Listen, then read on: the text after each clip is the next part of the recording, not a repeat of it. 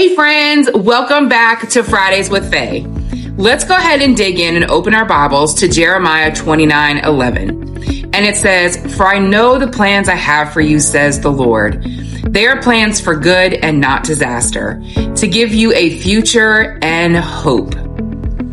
There are seasons in life where it feels like we're sitting in God's waiting room. You know the feeling. The prayers have been prayed, the tears have fallen, you've asked, you've trusted, you believed, and yet the answer hasn't come. The door hasn't opened, the healing hasn't happened, and the situation hasn't changed.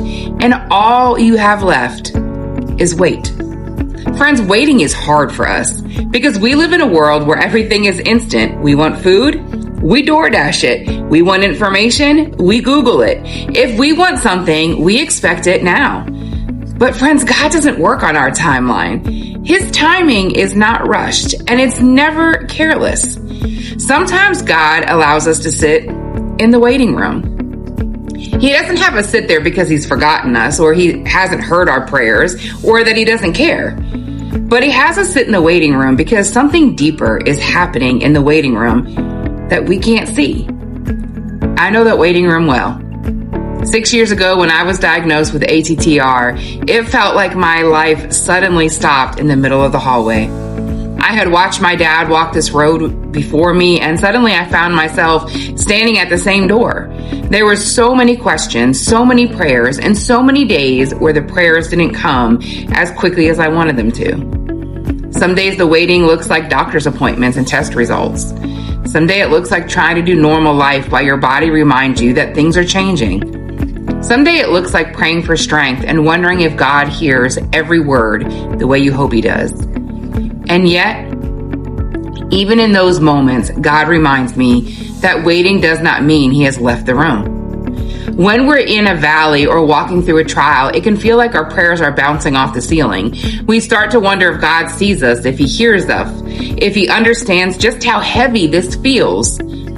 But God reminds us in Jeremiah 29:11 that he already knows the plans he has for us. Plans that are good, plans filled with hope, and plans filled for a future that we cannot yet see. Waiting stretches our faith. Waiting teaches us to trust who God is, not what our circumstances are.